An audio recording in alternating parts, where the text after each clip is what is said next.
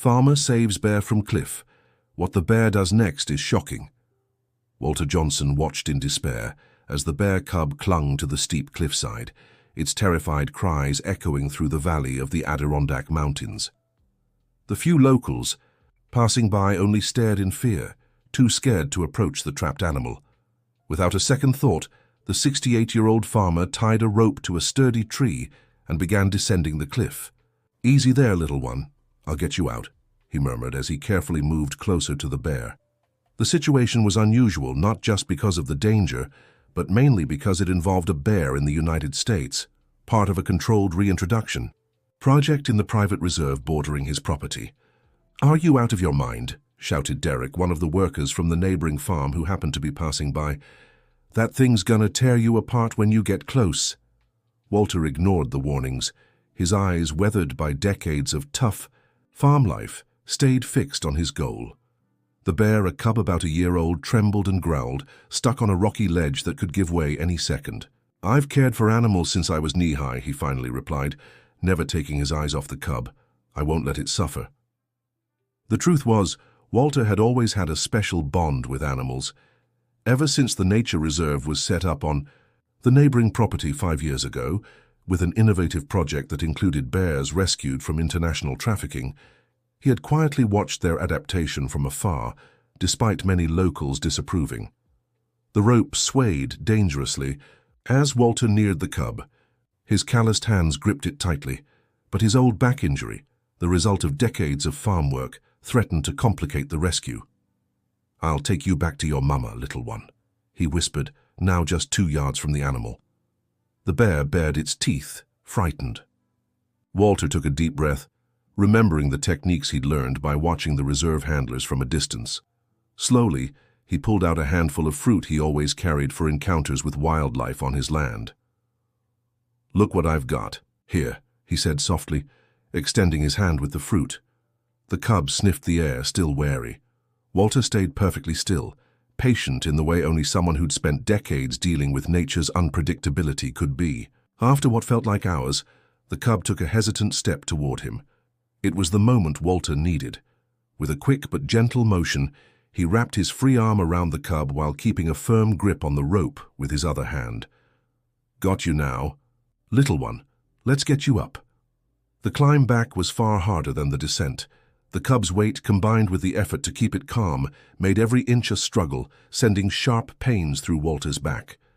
By the time he reached the top, a small crowd had gathered. "Mr. Johnson, you're downright crazy," exclaimed Betty Williams, owner of the only general store in the area. "But you've got a heart as big as the sky." Walter barely had time to respond. As he set the cub down, a searing pain shot through his back, and he dropped to his knees. The cub, now free, bolted toward the woods and the reserve. "You need a doctor, Mr. Johnson," someone shouted as they helped him up. "No need for a doctor. Just my old spine acting up," he replied with a strained smile, though the pain was clear on his sun-wrinkled face. That night, lying in his simple bed in the wooden house he'd built with his own hands decades ago, Walter could barely move. His old back injury, usually just a constant ache, now radiated pain so sharp it made him break out in a cold sweat. But in his heart there was peace. He had done what needed to be done. What he didn't imagine was that his act of courage had been captured by Trevor Miller, a wildlife photographer documenting the bear reintroduction project for an international magazine. From his vantage point across the valley, Trevor had captured the entire rescue sequence in stunning photos. "This is going to go viral," the photographer murmured as he reviewed the images on his professional camera. "An American farmer saving a bear on a cliff? Social media will lose it." And he was right. The next morning, Walter was woken by persistent knocking at his door. Every movement was torture for his aching back, but he managed to drag himself to the entrance. "Who is it?" he asked hoarsely. "Mr. Johnson, it's me, Todd from the general store. You gotta see this." When he opened the door, he found not just Todd, but half a dozen locals all holding up smartphones, screens displaying Walter clinging to the cliff with the bear cub. "You're famous," Todd exclaimed excitedly. "You've already got over 1 million views online." Walter, uncomfortable with the sudden attention, just shook his head. "Didn't do anything special.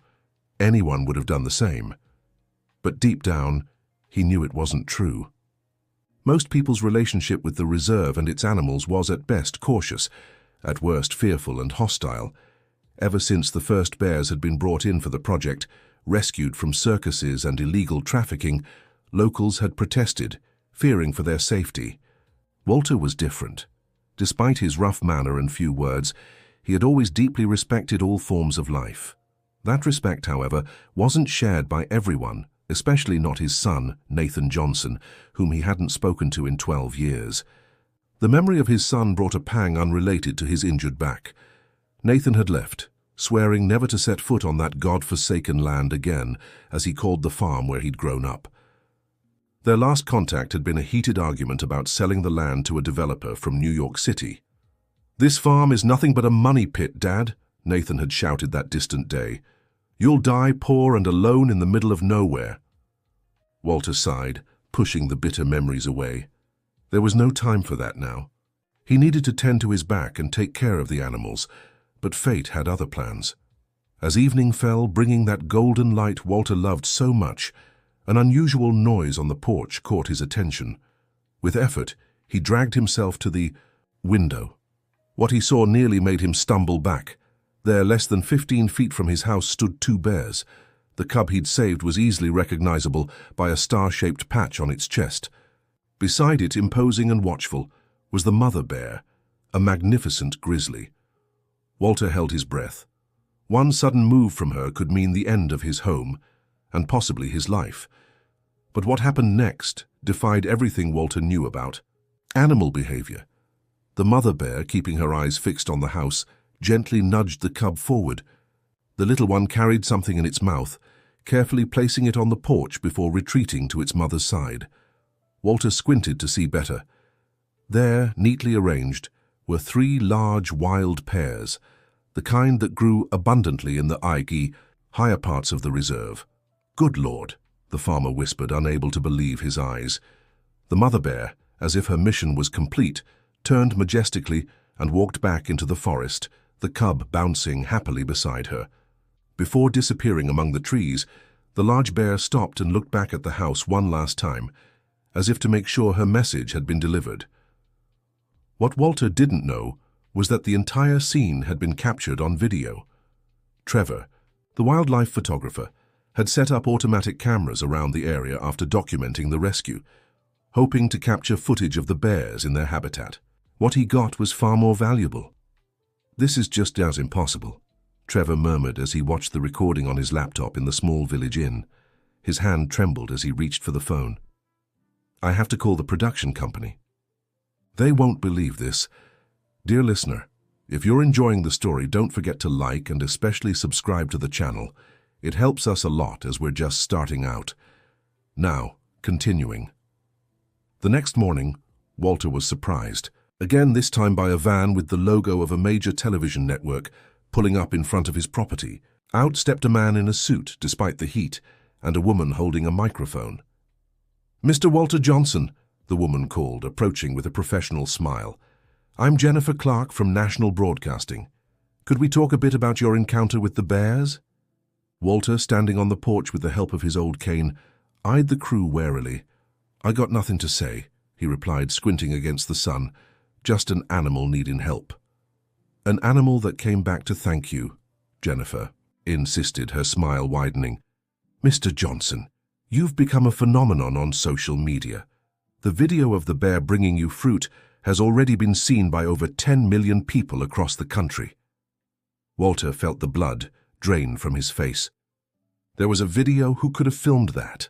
His mind, used to the simplicity of rural life, could barely process the idea of millions of people seeing something that happened on his porch. "We'd like to propose a documentary about you and your connection with these animals," continued the man in the suit, who introduced himself as Richard Davis, executive producer. "The story of the farmer who saved a bear and got a thank you from nature. It would be a full project, exclusive, of course." Walter was about to say he wasn't interested, that he just wanted to be left alone, when Richard added, "The payment would be substantial, Mr. Johnson, enough to solve any financial troubles you might be facing." The old farmer hesitated. How could this man know about his situation? The truth was, the farm was on the verge of foreclosure. 3 bad harvests in a row, plus medical expenses and low crop prices, had left Walter with no way out. In less than 2 months, he'd lose everything. "I don't know," he began to say when the sound of an approaching car interrupted him. A sleek black SUV, obviously expensive, parked next to the news van.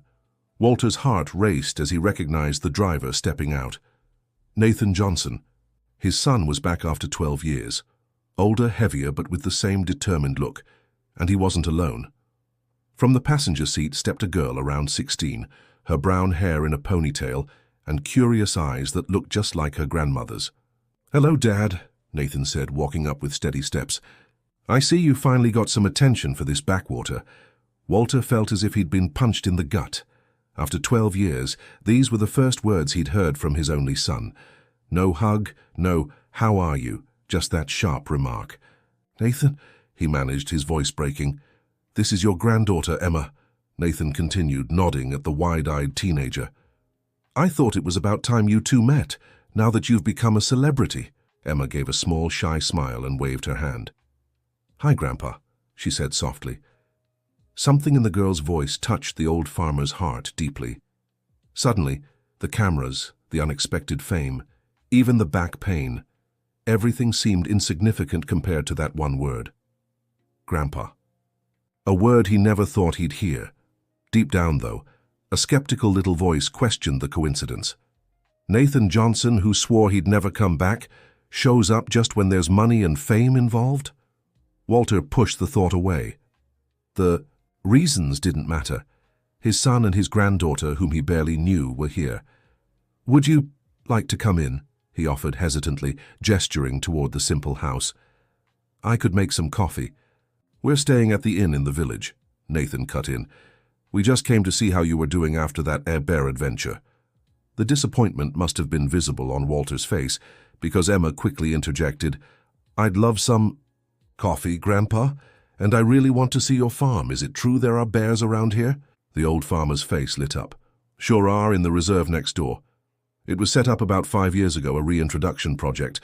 They bring in animals rescued from circuses, trafficking, that sort of thing." "That's amazing," Emma exclaimed, her eyes shining with genuine excitement. "Can I see them? I'm doing a school project on wildlife conservation." Nathan shot his daughter a warning look, which she skillfully ignored, already climbing the porch steps to stand beside her grandfather. "Did you really save a baby bear? What was it like? Did it hurt? Were you scared?" Walter couldn't help but smile. The girl had the same curious, determined look her mother Sarah had when she first met Walter decades ago. Sarah, who had left this world too soon, leaving him to raise Nathan alone. "Let's go inside," he said finally. "I've got stories to tell." The following days were a whirlwind for the quiet farmer. The national broadcasting crew was everywhere, filming every corner of the property, making him retell the rescue story countless times, interviewing the neighbors. Richard, the producer, insisted on dramatic reenactments of certain moments, something that made Walter deeply uncomfortable. "We don't need to fake anything," the farmer protested. "Things happened the way they happened." "I understand, Mr. Johnson, but we need visual material," Richard explained with practiced patience. "The audience wants emotion, drama." Nathan, unsurprisingly, quickly took on the role of his father's agent, negotiating for more money, exclusivity, and even merchandise under the Walter Johnson brand. "Dad, you don't understand this world," he'd say when they were alone. "Let me handle this part. We're going to turn this story into something big, something that'll secure your future." Walter just watched, torn between gratitude for his son's presence and suspicion of his motives. The only true light in those chaotic days was Emma. His granddaughter spent hours with him, listening to stories about the farm, the animals, the grandmother she'd never met. She showed genuine interest in rural life, conservation issues, and especially the bears. "Grandpa, why do you think the bear brought the fruit?" she asked one evening as they watched the sunset from the porch. Walter thought before answering. "I think in nature everything's an exchange, you know. You give, you receive. These animals are smarter and more sensitive than most folks realize. Like that story about the wolf that turned into a dog because someone was kind to it first? Something like that, Walter agreed, impressed by his granddaughter's insight. Nature responds to how we treat it. Being kind doesn't cost a thing. What they didn't know was that at that very moment a new threat was forming. Robert Stevens, representative of Horizon Development, the same company that had tried to buy Walter Johnson's land years before, watched the viral video in his luxurious office in New York City. "So that stubborn old man finally got famous," he murmured to himself, a calculating smile forming on his face. Interesting, very interesting. With a few phone calls, Robert discovered that Walter's financial situation remained precarious despite his sudden fame. The mortgage was about to come due, and even the documentary money probably wouldn't be enough to save the property.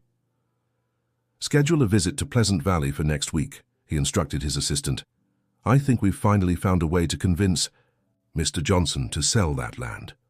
What Robert didn't reveal to anyone was that the company had discovered something valuable in the area, a source of rare and abundant mineral water, right between Walter's farm and the nature reserve. If they could acquire the property, they could commercially exploit this resource, along with building a luxury eco-tourism resort, though the eco part was more a marketing ploy than a real concern. Meanwhile, at the farm, Walter faced another problem. His back pain, worsened by the rescue effort, grew worse each day. He tried to hide it, but Emma noticed. "Grandpa, you need to see a doctor. You don't look good." "It's nothing, sweetheart. I'm used to pain." "No one should get used to pain," the teenager insisted. "I'll talk to Dad." Nathan Johnson, surprisingly, agreed immediately to take Walter to the doctor. Maybe out of genuine concern, maybe because he feared something might happen to his father before the documentary contracts were signed. At the small clinic in Pleasant Valley, Dr. Marcus, who had known Walter for decades, got straight to the point after the exams. "Mr. Johnson, this is serious. You have a herniated lumbar disc worsened by spondylolisthesis. In simple terms, your spine is misaligned and compressing important nerves." "Is there a fix, Doc?" "Yes, but you'll need surgery, and not just any. Surgeon can perform this complex procedure. You'd have to go to New York City or Boston." Walter shook his head. "I don't have the money for that, Doc. And who'd take care of the animals?" Nathan, who had been watching the consultation, surprised his father. "Money isn't a problem, Dad.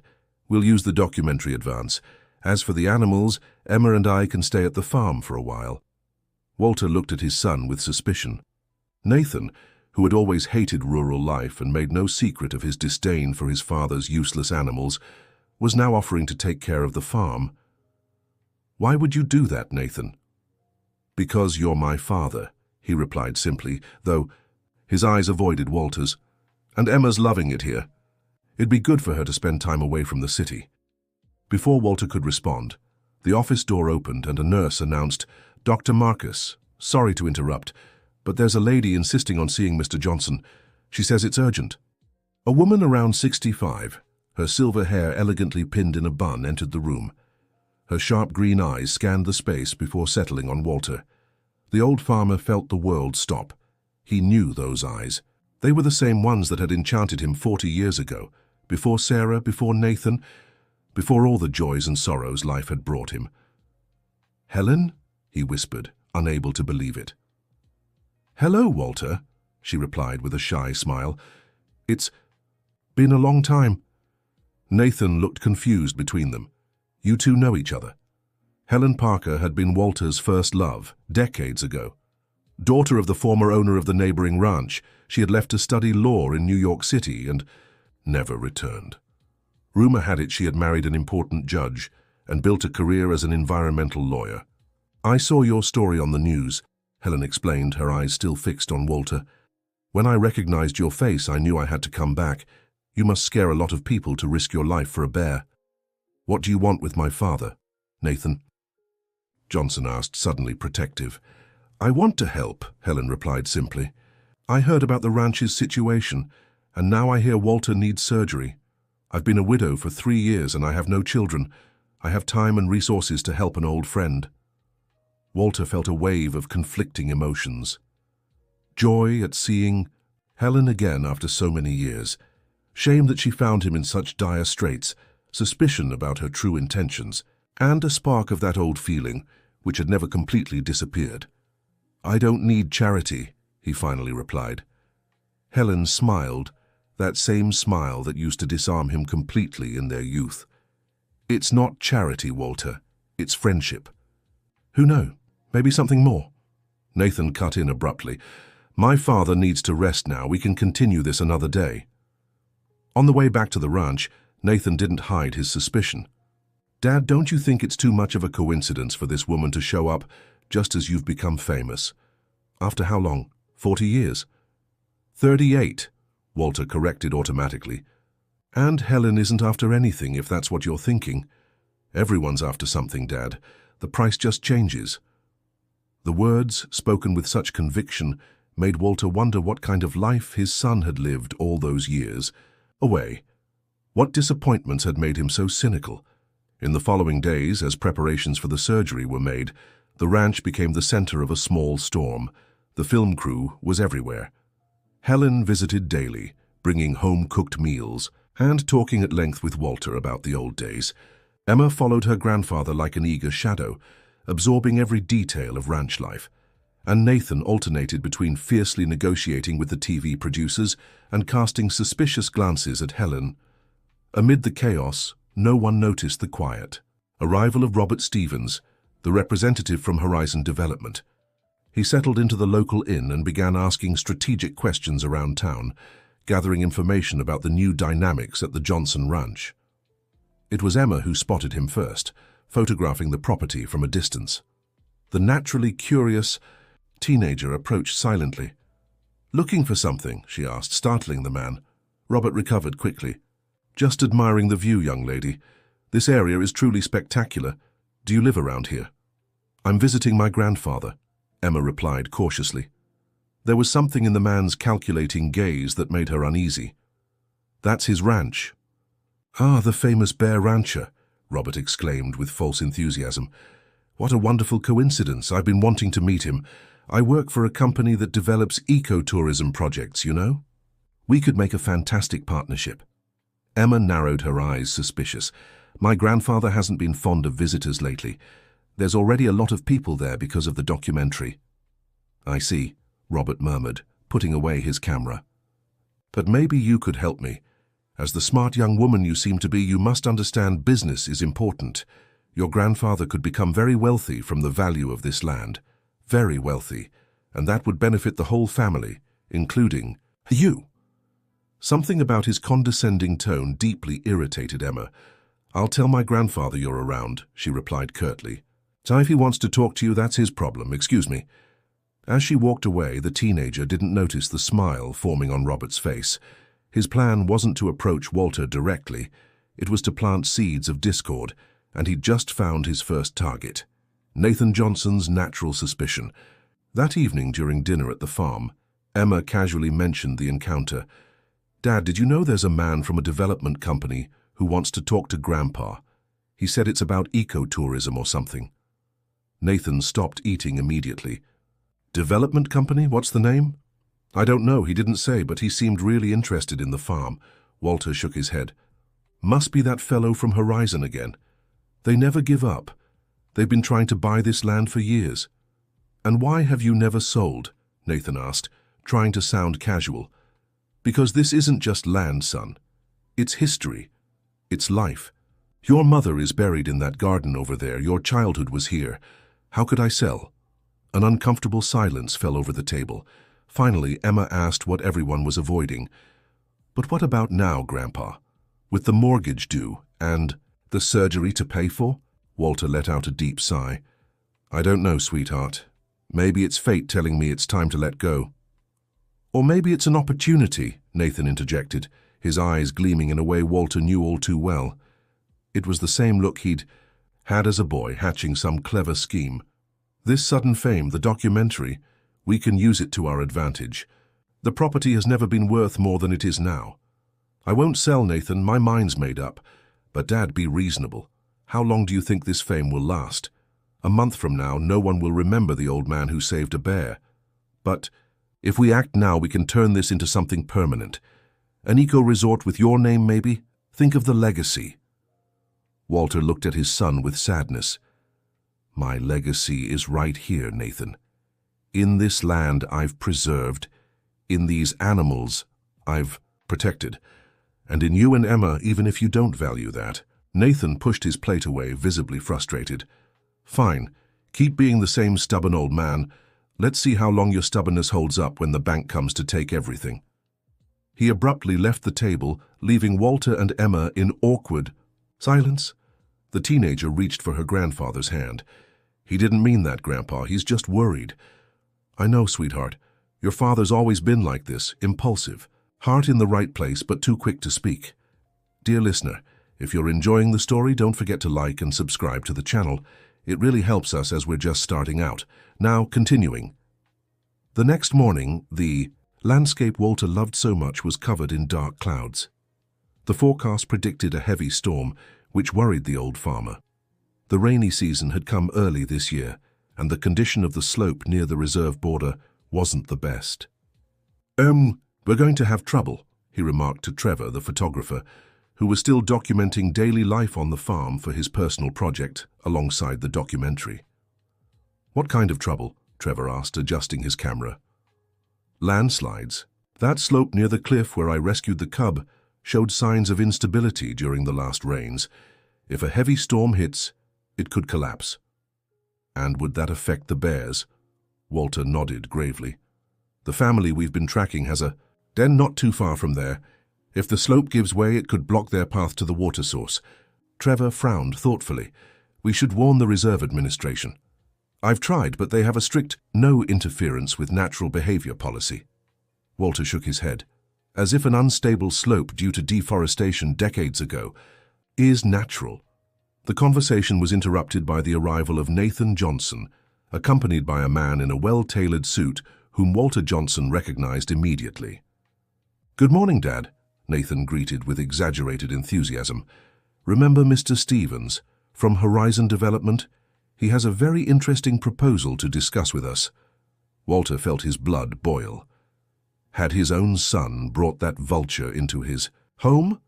"I have nothing to discuss with him," he replied curtly. "Mr. Johnson, please," Robert Stevens interjected with a practiced smile. "I know we've had our differences in the past, but the situation is completely different now. Your property has gained immense cultural and tourist value after the incident with the bears." "Incident?" Walter repeated, indignant. "I saved a life. It wasn't an incident." "Forgive me, poor choice of words. What I mean is that our proposal is now much more comprehensive. We don't just want to buy your land. We want to preserve your legacy, create something sustainable that carries your name." Walter looked at his son, then at Stevens, and finally at Derek, who was watching everything with professional interest. "Can we talk in private?" Walter asked. Of course," Stevens agreed readily. "Your son can join us too, naturally." "No, he can't," Walter cut in. "Private means just you and me, Stevens." Nathan seemed surprised and hurt, but didn't argue. Something in his father's determined expression made him back down. In the small living room, Walter waited for Stevens to sit before getting straight to the point. "What do you really want, Stevens, after all these years? Why the sudden interest? And don't give me that preserving my legacy talk." Stevens' calculated smile faltered for a moment. "I've always admired your sharpness, Mr. Johnson. Let's cut to the chase, then. Your property has exclusive access to the mineral water source in the Adirondack Mountains. Our company plans to commercially exploit that resource, along with building a high-end tourist development. Economically, it's a billion-dollar project. And the bears? The reserve? The reserve would still exist, obviously, just resized.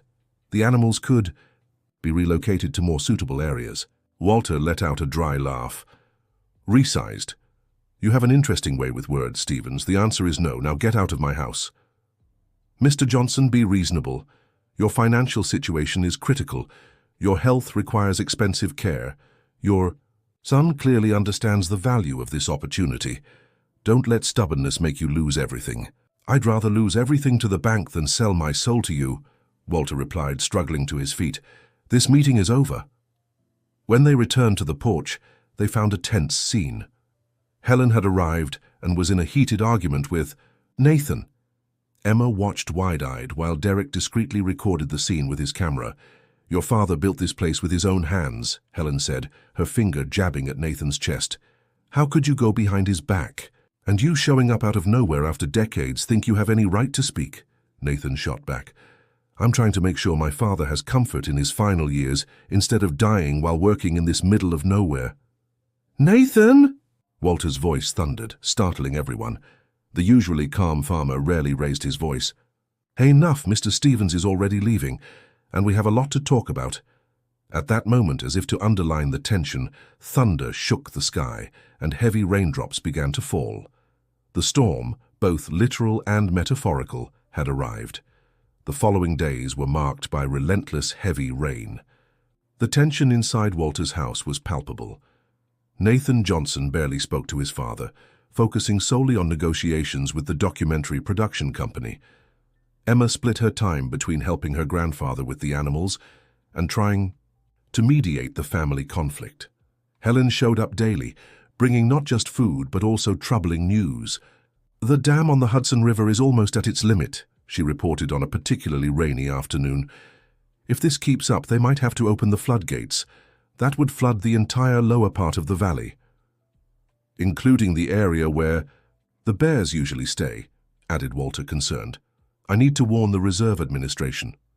"I already tried," Helen replied. "They insist they have emergency protocols, but they won't specify what they are.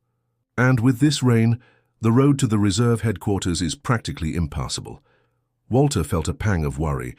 There was something odd about the Reserve Administration's hesitation. Normally, they were overly cautious about the animals' safety. "I'll call Charlie, the ranger who works at the north entrance. He might help us." But the call only deepened his concern. Charlie, usually so talkative, was evasive and rushed. "Everything's under control, Mr. Johnson. The administration has a plan, don't worry." "What plan, Charlie?" "If there's flooding, the Bear family could be stranded." "I'm sorry, I can't say more. Please don't push it." The call ended abruptly, leaving Walter with a dark foreboding. Something wasn't right. It was Emma who brought the missing puzzle piece when she returned from a walk through the village despite the rain. "Grandpa, did you know the reserve is being sold? I heard some men talking at Old Man Jenkins's store. Seems like a big company bought everything and is turning it into a recreational area." Walter and Helen exchanged alarmed glances. "What company, sweetheart? Did you catch the name?" Emma frowned, trying to remember. "Something with Horizon." "Oh, right. Horizon Development. They said they're building a luxury resort with a water park and everything." The pieces finally clicked in Walter's mind. The administration's lack of interest in protecting the animals, Stephen's insistence on buying his property, the seemingly generous offer. It was all part of a bigger plan. "They bought the reserve," he murmured, stunned, "and now they want my land to complete the project. They're probably planning to use the flooding as an excuse to relocate the animals permanently, clearing the area for construction." "That's awful," Helen exclaimed. "But there must be laws against this. An environmental reserve can't just be shut down like that." "It can if it's private, and they claim insurmountable risk to keeping the animals there," Walter replied bitterly. "I've seen it happen before. They create an emergency, remove the animals temporarily, and then argue the area can't sustain them anymore. Slow process, but legal." "What about the bears?" Emma asked, her voice trembling with worry. "What will happen to them?" Walter closed his eyes for a moment, the pain in his back momentarily forgotten in the face of his distress over the situation. Relocation to another sanctuary at best, zoos at worst. Adult bears reintroduced to the wild rarely adapt well. To captivity again. A heavy silence fell over the room, broken only by the drumming of rain on the roof and a distant rumble of thunder. It was Helen who finally spoke. "We need to document this. If we can prove they're deliberately putting the animals at risk, we can take legal action." "Document how?" Walter asked. "We can't even get there in this rain." Emma stood suddenly, a determined glint in her eyes. "I can go. I know the trails through the woods. I've been exploring them these past days. And I'm small and light. I can get through where adults would get stuck in the mud." Not a chance, Walter and Helen exclaimed simultaneously. It's far too dangerous, sweetheart, Walter continued. Besides the rain, there are the animals themselves. Bears are unpredictable, especially when stressed. But Grandpa, I'll only take photos from a distance. I have a good camera with a powerful zoom. I won't even need to get close. Before the discussion could continue, the front door burst, open violently, and Nathan Johnson stepped in, drenched and visibly shaken. The hillside gave way, he announced without preamble. The one near the cliff. It's completely blocked and still sliding. Walter felt his heart tighten. This was exactly what he'd feared. The bears? Didn't see any, thank God. But the area where they usually stay is right in the path of the mudslide. If they're there, he didn't need to finish. Everyone understood the gravity of the situation. I need to go there, Walter declared, struggling to stand. You can barely walk, Dad, Nathan protested. How are you going to help? I know those animals. They trust me. If they're trapped or scared, I can guide them to safety. This is madness, Nathan insisted. You have surgery scheduled for next week. Any strain could make your condition worse. If I do nothing, I might not have a reason to keep living. After the surgery, Walter shot back, his voice thick with emotion. I won't abandon those animals. The standoff was interrupted by the sound of an insistent horn outside. When they opened the door, they found a pickup truck with the reserve's logo. At the wheel was Charlie, the ranger, his face etched with worry. Walter, we need your help, he shouted over the rain. The landslide blocked access to the bear area. The administration sent a rescue team, but the animals are too agitated. They won't let anyone near. I'm coming, Walter said without hesitation. Help me into the truck. Dad, this is suicide, Nathan pleaded. Please, be reasonable. Walter met his son's gaze with determination. For the first time in a long while, I'm being completely reasonable, Nathan. I know exactly what I'm doing and why. His voice softened. You might not understand now, but someday you will. Some things are worth any sacrifice. As Nathan and Charlie helped Walter into the truck, no one noticed Emma slipping silently into the back, hiding under a tarp. The teenager had made her decision. If her grandfather was risking everything to save the bears, she'd be by his side, documenting it all to expose Horizon Development's scheme. The drive to the landslide area was slow and treacherous. The rural road, usually just packed dirt, had turned into a treacherous quagmire. Charlie skillfully maneuvered the truck, but there were moments when everyone held their breath, fearing they'd get stuck. It's worse than I thought, Charlie admitted as he drove. The reserve's new administration is using this as an excuse to remove all the animals. I've already seen transport trucks arriving, cages being prepared. I knew it, Walter exclaimed. This is all part of that Stevens plan. He wants to clear the area for his resort. Exactly. When I found out, I tried to warn you, but they're monitoring all communications. I had to wait for a chance to come in person. Finally, they reached a point where the road was completely blocked by the landslide. They'd have to continue, on foot. It's not far from here, Charlie said, pulling on a raincoat and backpack, about 500 yards along the alternate trail, but with this mud. Walter adjusted his own raincoat, ignoring the sharp pain in his back. Nathan and Helen, who had insisted on coming along, also got ready. No one noticed when Emma silently emerged from her hiding spot in the back of the pickup truck, following the group from a distance. The hike was a test of endurance. Every step was a struggle, with the mud sucking at their boots and the rain drastically reducing visibility. Walter frequently had to stop, leaning on Nathan to catch his breath, but he refused to give up. When they finally reached the affected area, the scene was devastating. A large portion of the hillside had slid down, completely blocking the animals' access to the river and the main food source for the bear family. In the distance, they could see workers from the reserve setting up transport cages, ready to capture the animals as soon as they got the chance. Over there, Charlie pointed to a small rocky plateau where 3 furry shapes were moving nervously. The mother bear, her older cub, and the cub Walter had rescued, recognizable by the patch on its chest. They're trapped on that ledge, the ranger explained. The mud has cut off all access, and with the rain still coming down, it could soon cover even that spot. We need to get them out before the capture team arrives. How? Helen asked, shielding her eyes from the rain to see better. We don't have equipment, and that mud makes it impossible to reach them. Walter studied the terrain carefully, decades of experience with the local geography helping him assess the situation. There's a way, see there? He pointed to a narrow strip of firmer ground winding along the edge of the affected area. If we follow that ridge, we can get close enough to guide them out. Dad, that's crazy, Nathan protested. That ridge is less than 3 feet wide in some places. One slip, and you'll sink into the mud. We don't have a choice, Walter replied simply. If we do nothing, those animals will be captured and never see freedom again. I can't allow that. Without waiting for a response, the old farmer started moving toward the beginning of the ridge. Nathan looked at Helen and Charlie, desperate. Aren't you going to stop him? Your father makes his own decisions, Nathan, Helen said gently. He always has. That's why I admire him so much. And he knows those animals better than anyone, Charlie added. If anyone can get them out safely, it's him. With a frustrated sigh, Nathan made up his mind. Then I'm going with him. 2 people have a better chance than 1. No, Walter stopped him firmly. You stay. If something goes wrong, Emma will need you. The mention of his daughter made Nathan look around, confused. Emma? She's back at the farm.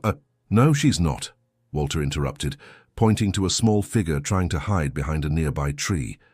She followed us. Seems she's got the same stubborn spirit as her father and grandfather.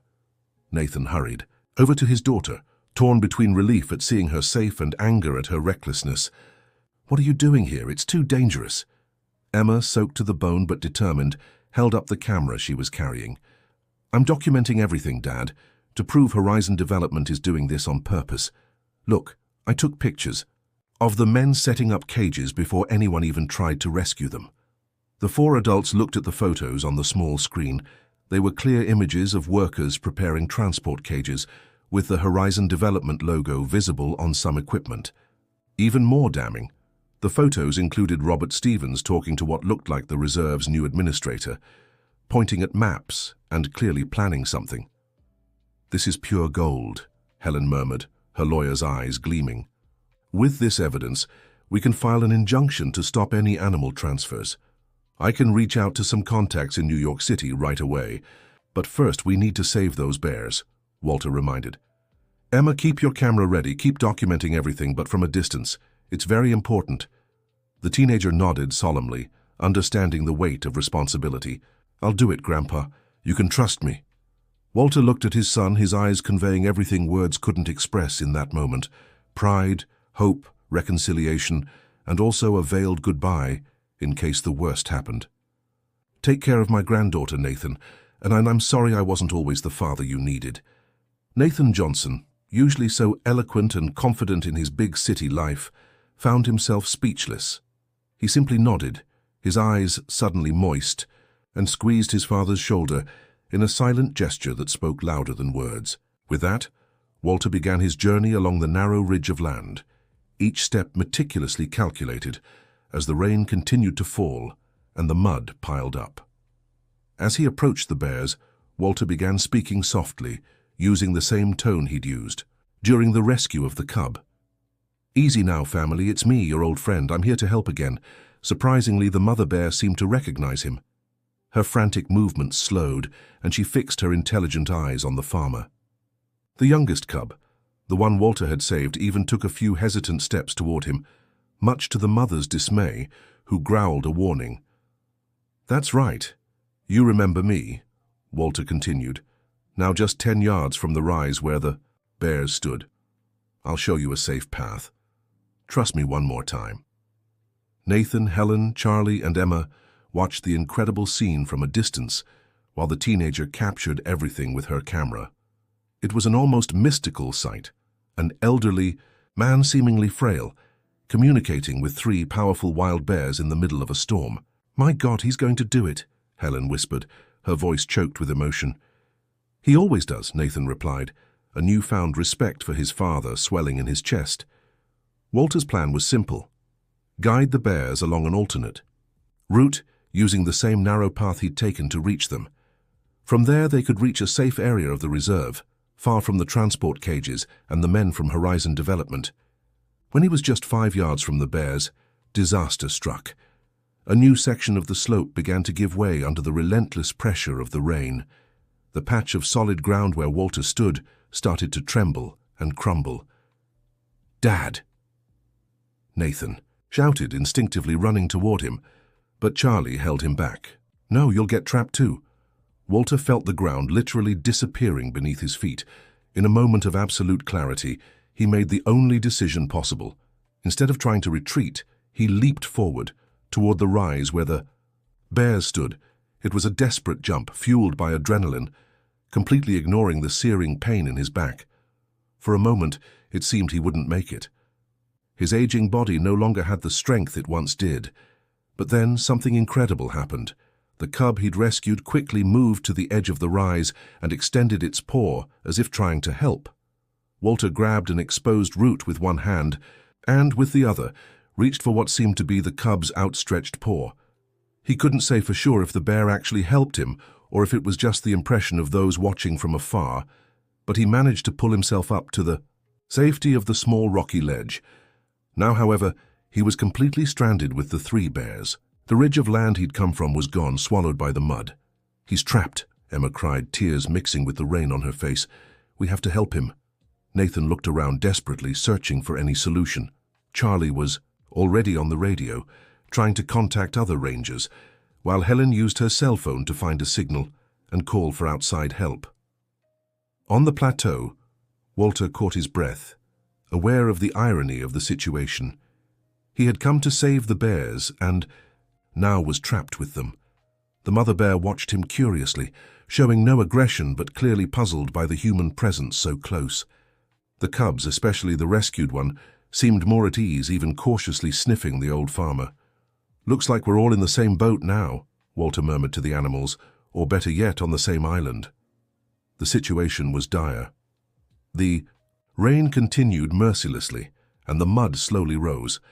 If they didn't find a way out soon, the rise where they stood could be completely covered. Then Walter noticed something. On the opposite edge of the rise, partially hidden by rocks, was a narrow passage that seemed to lead to higher ground. It would be risky, especially with 3 nervous bears, but it might be their only chance. "Come on, family," he called softly, moving toward the passage. "I've got an idea."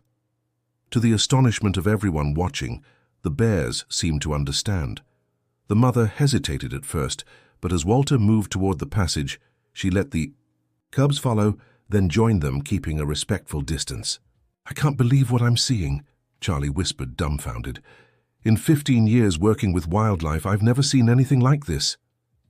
"My dad's always had a way with animals," Nathan replied, his voice tinged with pride. "But this is something else." Emma kept documenting everything, her camera capturing the extraordinary moment as her grandfather guided 3 wild bears to safety, like a shepherd leading his flock. It was a scene that defied all odds, all logic. The passage led, as Walter had hoped, to higher ground, a natural ravine that seemed to offer a way out of the landslide zone. It was steep and narrow, but passable. "He found a way out!" Helen exclaimed, pointing excitedly. "We need to circle around and meet them on the other side." The group quickly moved, skirting the edge of the affected area, trying to predict where Walter and the bears would emerge. Nathan led the way, his concern for his father overriding any fear or hesitation. Inside the ravine, Walter faced his own challenge. The climb was painful for his already strained back, and keeping the bears calm demanded all his focus and energy. Still, he pressed on, speaking softly to the animals, building a trust that seemed to cross the boundaries between species. "Almost there," he encouraged, more to himself than the bears. "Just a little farther." When he finally emerged at the top of the ravine, with the 3 bears cautiously following, the rain had eased to a light drizzle. In the distance, he saw figures running toward him: Nathan, Helen, Charlie, and Emma. The area where he now stood was safe, far from the mud and landslides. It was a wilder part of the reserve, untouched by trails or signs of horizon development. The bears, sensing the change, seemed to relax, especially the mother, who began guiding her cubs into the dense forest. Before disappearing among the trees, though the cub with the chest patch paused and looked back at Walter one last time. It was a brief glance, but one filled with an understanding that seemed impossible between human and animal. Then it followed its mother and sibling into the safety of the woods. Nathan was the first to reach Walter, hugging his father tightly, not caring about the tears streaming down his face. "Dad, you crazy old man, don't ever do that to me again." Walter smiled weakly, exhausted beyond words. "I don't plan to. Son, I think I've fulfilled my lifetime quota of heroism." Emma threw herself into her grandfather's arms as soon as Nathan let go. "Grandpa, that was the most amazing thing I've ever seen. I got it all on camera." Helen stepped closer, her eyes shining with admiration and something more, something that had lain dormant for decades but never truly vanished. "Walter Johnson, you're still the most extraordinary man I've ever known." Charlie, meanwhile, was on the radio, excitedly reporting the successful relocation of the bears to safe areas of the reserve, far from the transport cages. "This'll completely ruin their plans," he remarked, turning off the radio with a satisfied smile, "especially with the evidence your granddaughter gathered." Walter, however, barely heard. The extreme effort had taken its toll. The pain in his back, once a constant agony, had now become a fire consuming every fiber of his being. His legs gave way, and he would have fallen if Nathan hadn't caught him. "Dad?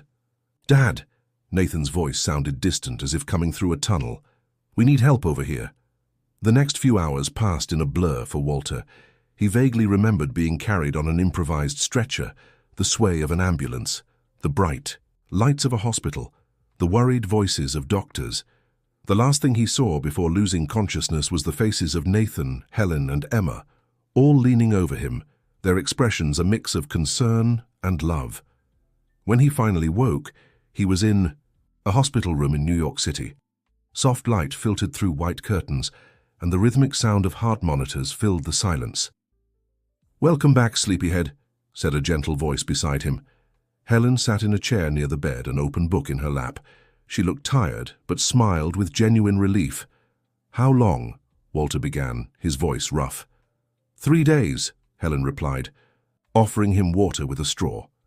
"You had emergency surgery. Your spine was in critical condition.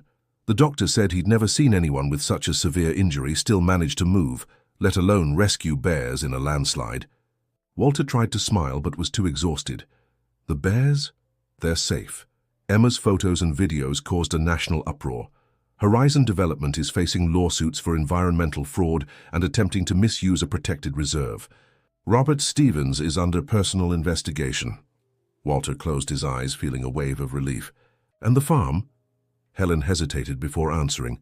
"Nathan's handling everything. He made some decisions while you were unconscious. Maybe it's best he explains himself." As if summoned by her words, the door opened and Nathan Johnson walked in, followed by Emma. Both looked different somehow. Nathan, always so polished and city-slick, wore simple, practical clothes, the kind Walter would wear.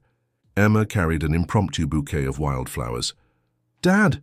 Nathan exclaimed, his face lighting up at the sight of Walter awake. "Thank God. The doctor said you'd recover well, but seeing it for myself—" "Grandpa!" Emma set the flowers in a vase and rushed to hug him gently. "You're famous. Everyone's talking about the bear hero." Walter looked from one to the other, confused. "What happened while I was out?" Nathan sat on the other side of the bed, suddenly serious. "A lot. Dad, first, your story went even more viral. Emma shared the videos of you leading the bears to safety, along with the evidence of the development company's conspiracy. It became a national case. Reporters came from all over the world," Emma added excitedly, "even from international nature channels." The public pressure was so intense that federal environmental authorities took control of the situation, Nathan continued. The reserve was declared a permanent preservation area, and the Bear Project received guaranteed funding for the next 10 years. "And the farm?" Walter asked, dreading the answer. Nathan took a deep breath. "We made a deal, Dad. I didn't sell the land, if that's what you're thinking. But we turned part of it into an official extension of the reserve." Walter blinked, surprised. "How so?" Your story inspired a group of conservation investors.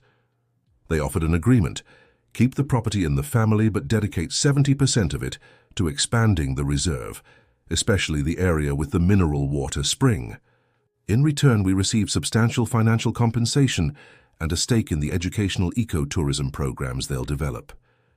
I told them how you always wanted people to understand more about the animals, Grandpa, Emma chimed in. So they're building a visitor center at the edge of the farm where people can learn about conservation without disturbing the wildlife. Walter looked at his son, stunned. You did this? Gave up the chance to sell everything? Nathan glanced away, visibly emotional. I saw you risk your life for those bears, Dad. I saw the respect people have for you, the love you have for this land. And I realized I was wrong all along. Some things can't be measured in money. Walter reached out a trembling hand, which Nathan gripped firmly. I'm proud of you, son, more than you know. Helen, watching with teary eyes, added, and there's more, Walter. Nathan and I talked a lot these past few days. We decided to join forces to protect your legacy. How so? I'm going back to practicing law, specifically environmental law, Helen explained. I'll use my experience to make sure the reserve and your land stay protected forever. And Nathan will oversee the administrative side of the new visitor center. And I'm moving in with Grandpa, Emma exclaimed, nearly bouncing with excitement. Daddy said I can finish high school at the village school since the farm has internet now. I'll get to help with the animals every day.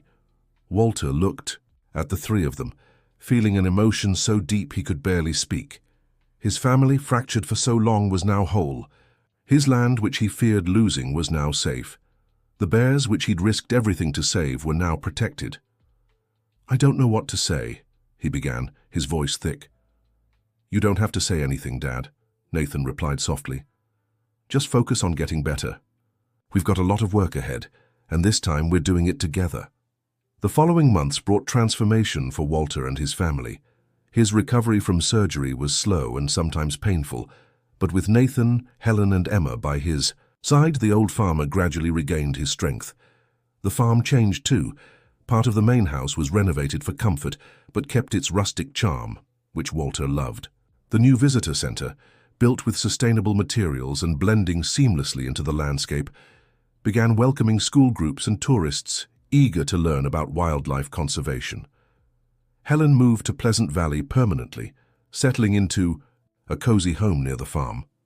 Her legal work defending the expanded reserve quickly grew into a respected environmental consultancy, guiding other communities in similar situations. Nathan Johnson, to many's surprise, including his own, discovered a passion for environmental advocacy. His negotiation and marketing skills, once used only for profit, now served a greater purpose. He divided his time between New York City and the farm, gradually slowing down his urban life. Emma, as promised, moved to the farm to live with her grandfather. The teenager thrived in the rural setting, blossoming into a talented wildlife photographer and a passionate advocate for conservation. Her video of the bear rescue won awards at youth environmental festivals. And what about the bears? They remained in the protected area, occasionally spotted at the edges of the property. The cub Walter had saved twice, now not so much a cub anymore, was recognizable not just by the patch on its chest, but by its curious and less skittish behavior around humans, specifically around a certain elderly farmer. On a special afternoon, 6 months after the landslide, the family gathered on the farmhouse porch to celebrate Walter's birthday. Nathan brought a homemade cake, Helen prepared a delicious lunch, and Emma decorated the entire house with her best photographs of the farm and its inhabitants. A toast, Nathan proposed, raising his glass. To my father, the most stubborn, courageous, and wise man I've ever known. The man who saved Bear's land and maybe most of all saved our family. To Grandpa, Emma exclaimed, lifting her juice glass. To Walter, Helen murmured, her eyes shining with renewed love. Walter, moved, was about to respond when Emma let out a muffled gasp, pointing toward the edge of the woods. There, partially hidden in the tree shadows, stood 3 bears, the mother, as majestic as ever, and her 2 now-grown cubs. For one magical moment, the bear with the patch on its chest seemed to look directly at the porch. as if it too was joining the celebration from afar. "Looks like we're not the only ones celebrating today," Walter remarked with a smile. And so, as the sun slowly dipped behind the Adirondack Mountains, a human family and a bear family shared, each in their own way, a moment of peace and harmony with nature, a silent testament that when there's mutual respect, the barriers between species can dissolve into something greater, something that transcends words and rational explanations. It was more than Walter had ever dreamed. The land preserved, the family reunited, and the bears free and safe, living their wild lives as they should. "You know," he finally said as the bears quietly retreated into the forest, "I don't think I've ever been this happy in my entire life." And that night, he slept the sleep of the just. No back pain, no worries, just the certainty that sometimes the bravest act is simply doing what's right, no matter the consequences. And that when we do, life finds surprising ways to reward us. The end. Dear listener, if this journey of The Farmer and the Bear touched your heart, imagine how many other moving stories await you. Leave a like, share your thoughts in the comments, and most of all, subscribe to the channel to keep this special connection we've created alive. Until the next story,